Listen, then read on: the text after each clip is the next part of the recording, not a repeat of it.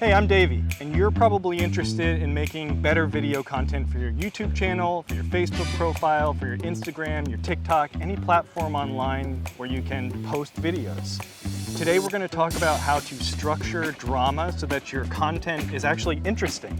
Because it has to be interesting in order for people to click, or watch till the end, or subscribe, or do any of the things that help make you money, which is ultimately what we're trying to do with the content incubator. I think I got my first interest here. Yeah, he's coming right up to me. Here. Oh. I'm just handing these flyers out. Are you guys from the area?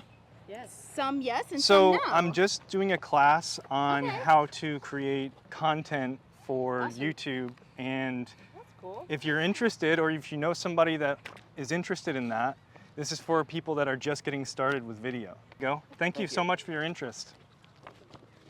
My thumb hit the button. Oh, man. The more repeated actions that you can get, the better, because like you're gonna mess up. So you just keep on trying until you get it. Woohoo! Is it exposed correctly?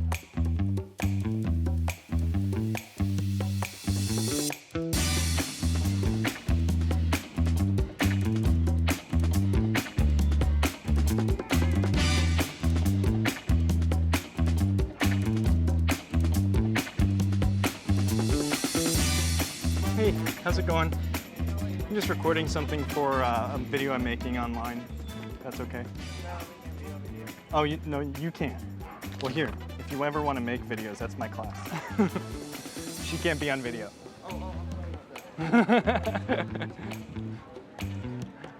Making a video about this content creation course, and if you're interested, it's going to be on Saturday, and if you can attend, please register by scanning that code. But also, I just want people to be more educated media. It's tough. Saturday? Yeah. Got it. Hello. I'm trying to teach people about making their own content, videos, and I think it's a great teaching tool for anybody. So You have a YouTube channel? I do, yeah. And I help people start their own YouTube channels too. Yeah. So that's what I want people to be able to shoot their own content so that I can help them create their own channel. Yeah. That's ultimately my goal. Yeah. And I mean, you've got a nice camera, but you don't even have to have that expensive of equipment anymore. Yeah. I mean, like the iPhone, that comes with quite a camera. And when I came up with this idea a couple of years ago, I mean, like 10 years ago, I wrote this thing down. That wasn't the case then. Yeah. So I was always unsure about how I was going to make it happen. Now we're Yeah. there. So it's like, oh, well, Yeah. no excuses anymore. And has it gone well? Or are you just getting started? He's one of my students, so if that gives you any indication. Yes, sir. Yeah.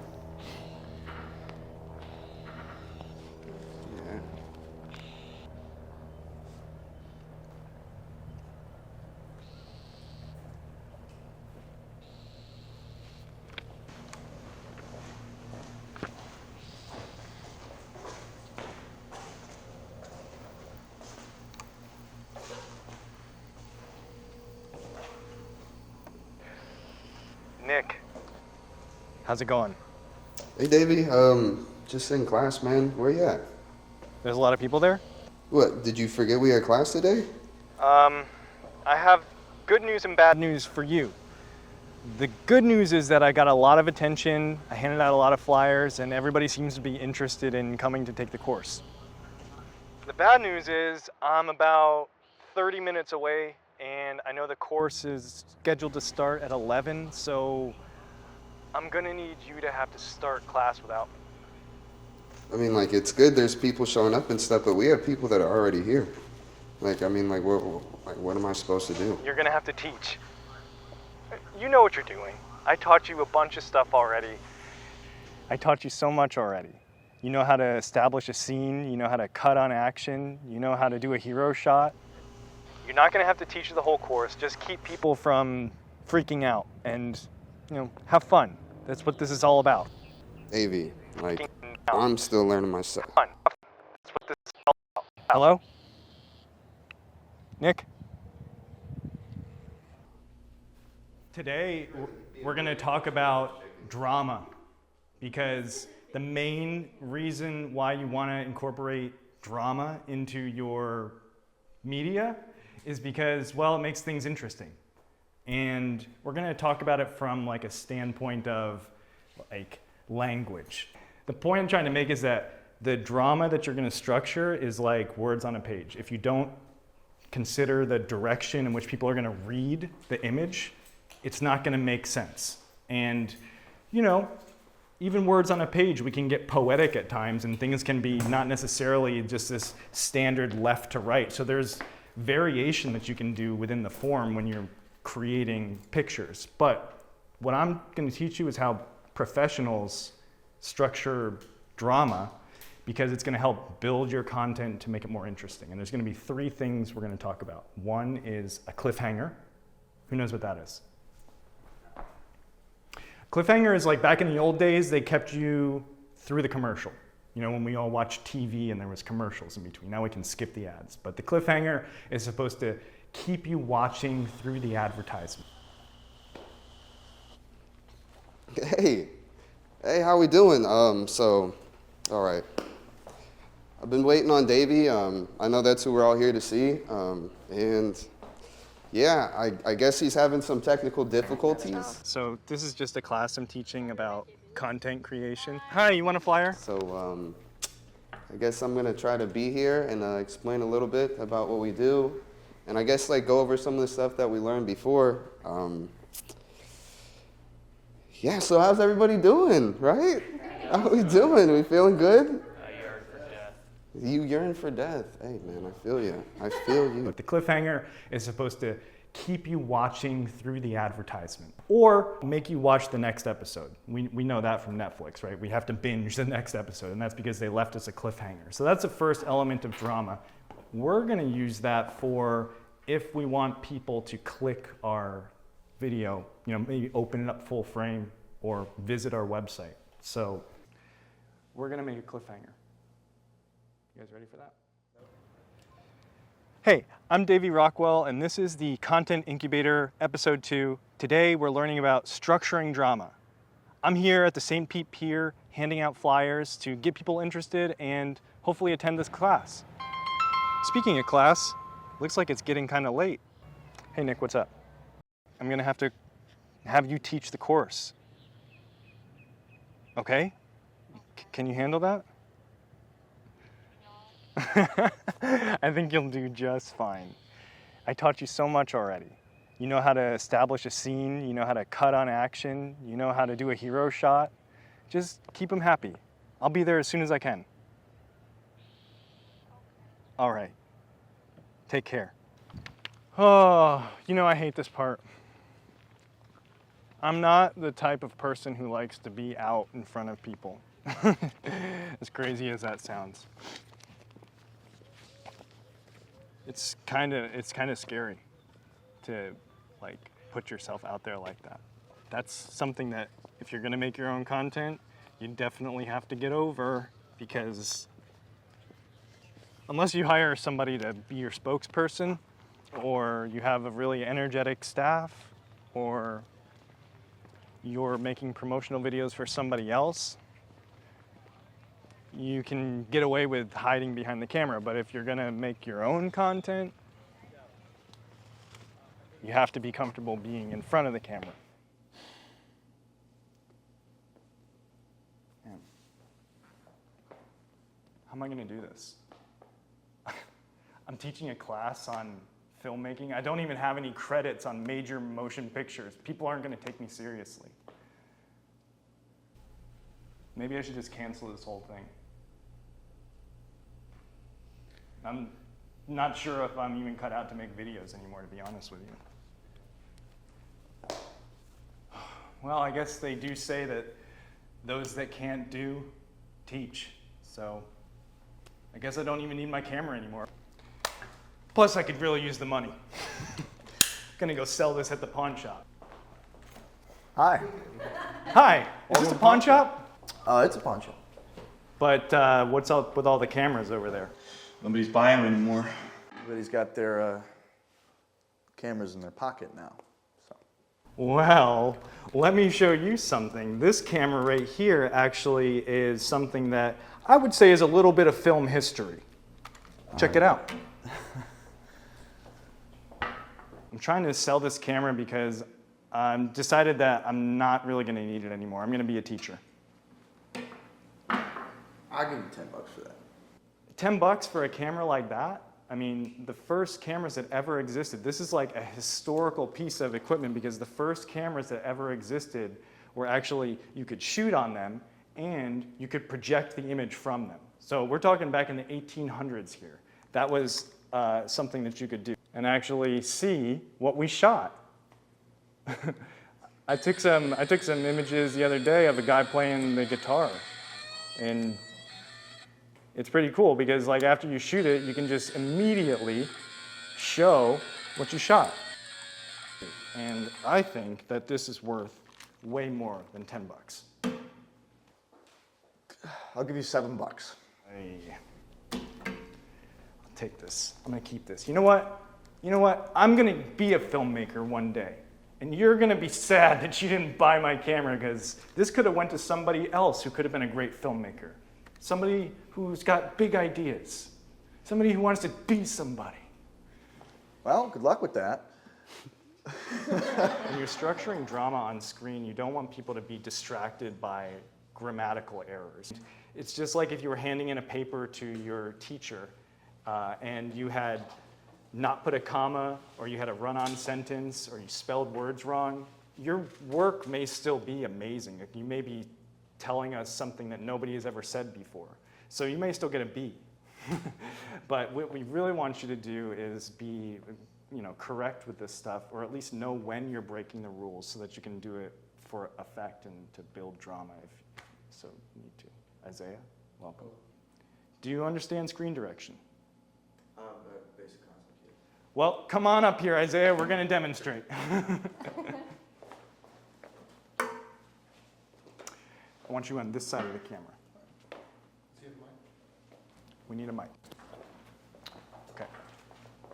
Your motivation in this scene is that you are a pawn broker. You're trying to make money by buying other people's stuff and selling it or holding it as collateral so you can charge them interest. And I'm trying to sell you my camera. Okay?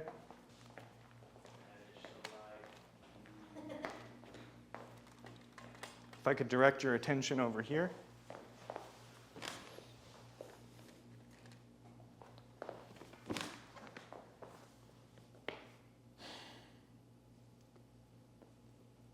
Man. How am I going to do this? I'm teaching a class on filmmaking. I don't even have any credits on major motion pictures. People aren't going to take me seriously. Well, you know what they say. Those that can't do, teach. So I don't need this camera anymore. I'm going to be a teacher. I am giving up my prized possession. Plus, I could use the money. Hello? Welcome.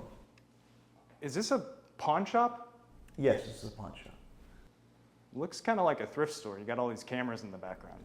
Nobody's buying that no more. Everybody's got their cameras in their pockets now, you know? What you mean? Oh, yeah, that's right. We don't need these cameras anymore. You think that I want that old camcorder? That's a good one. Right? Yeah, check it out. I'm trying to sell this camera because I've decided that I'm not really going to need it anymore. I'm going to be a teacher. I'll give you $10 for that. $10? Yeah. This camera actually has a projector built into it. Let me show you. It's pretty cool.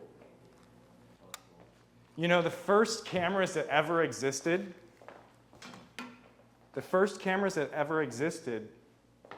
Chris, I'm going to need you actually to stay. I want to get some close-ups of me talking to Isaiah here. So $10 for a camera like that? I mean, the first cameras that ever existed, this is like a historical piece of equipment because the first cameras that ever existed were actually, you could shoot on them and you could project the image from them. So we're talking back in the 1800s here. That was something that you could do. And I think that this is worth way more than 10 bucks. I'll give you 7. We're gonna need that line again. I'll give you 7. Okay. All right, guys. So I wanted you to see a couple of things about what Chris was doing there. I honestly thought that Chris was going to establish this as the point, where I was going to be on this side of the screen and Isaiah was going to be on this side. But this is reality, so we don't always get what we want. So what Chris did do, if you noticed, he moved over here, right? This is what I'm talking about, okay? So if it seemed abstract before,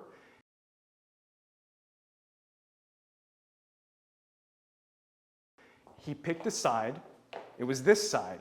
So now the plane that he's not going to go across is here. So he's going to stay always on this side. That's why when I asked him to get the shot of me, he went over here. He didn't go over here. So simple. But if he would have done that, it would have broke that plane and I would have been looking in the wrong direction. Okay? So the basic idea is you have your frame, boom. Isaiah's on this side. I'm on this side. And so, well, that if he would have done it like I did, but now Isaiah's on this side. I'm on this side. So we have to keep that straight. We don't want to cross. If once you get more in tune with like when you can do it, you can do cutaways and like break the plane and establish new planes, but we just want to keep it simple for now. So, okay. Does that make more sense now? It makes a lot more sense when you actually see it firsthand like when that. you actually see it, right? Because now we have a counter. So we're talking across a counter. And so we want to keep that. All right, so we also did a little bit of an internal monologue over here. I apologize. I am not Robert De Niro in actuality. I know I did a pretty good job imitating. You talking to me? I don't see anybody behind me. So you must be talking to me. So the internal monologue is something that you can use when you're telling us about your business, telling us about who you are, telling us about your product. I used it in a dramatic sense there where I was like, you know, telling you what was on my mind, kind of diving deep into the thoughts of a person. This is in theater. We don't have to get it right the first time. We don't have to do it in order. I'm gonna take that shot. I'm not gonna use that where I was doing that stupid thing. I'm gonna use that one that we did earlier. I'm going to cut together some stuff we shot the other day to have a conversation over the phone back and forth. We don't have to be perfect. The reality is rarely perfect, and we're making like reality style productions here. We're not trying to make the Avengers, or is it just Avengers? So guys, I hope you learned something today. I hope that it was fun, and I really hope that you take those elements and make your video. Shoot your location with an establishing shot so we know where we're at. What makes you you? Shoot a hero shot with your product, your best staff member, or yourself, or the person who's paying you. And then create a situation where you have to tell this person what is the benefit of buying your product, subscribing to your channel, coming to visit your space, anything that could be like a call to action, and do it on camera between your imagined future customer, a current customer that's really happy, a staff member that you respect and want to share your new idea with. Or if you're a content creator, imagine who's going to pay you to make this content. Like if you want to make a non-commercial documentary, you may have to get somebody interested that does have some kind of stake in the game, that wants to, you know, like pay for a message to be spread. So when you're pitching your idea on camera, think about that. I am a person who works with other people to make their media better. So when I make something, I'm very receptive to what the person who actually is like, you know, trying to sell wants to do. Try not to step in the way of people's visions. So if anybody's interested in working with me like that, I want you to be able to shoot your own content so that we can work on it together. I do want you to know how to be better consumers of media too. You know, so you'll never look at a scene the same way again. I promise you, you're gonna watch TV now differently after this class because you're gonna see a scene and you're gonna be like, oh yeah, they are on that side. They are cutting closer, and you don't even see it because like when it's really good, you don't see it. Like they'll just cut into a close-up and it's like seamless. The editing is almost invisible, and that's kind of scary sometimes. That's why we have to be vigilant as consumers of media that nobody's pulling the wool over our eyes, right? So just as a quick example, like why this is important is because now you know in a reality TV situation, if generally there's one camera, if they cut into a close-up, they cut some time out. So something may have been lost there. So think about who's making your media and why they might be cutting. It'll tell you a little bit about what their motivation is, why they might be making money. Cliffhangers are cool, but also what's the commercial in between? What are they trying to sell me? You know, so that's stuff that by being better creators, you'll start to be better consumers of media too, and we'll promote media that's healthy for the human race and for being just like moving towards something that's actually beautiful, instead of moving toward a place where people are potentially hurting other people or making money at the expense of somebody else, you know, because that happens. Fortunately, there's people out there that will abuse the ability to communicate to mass amounts of people. And so this is my attempt to save the world. And you guys are a part of that, so congratulations. Okay. I can't wait to see you at our next class where we're going to talk about drama part 2. And we're going to look at conflict, disagreements, resolving conflict, and also a little bit of the editing. So like, how did we cut all this together? And that's it. Class is dismissed for today. Where's the coffee? That's the cliffhanger.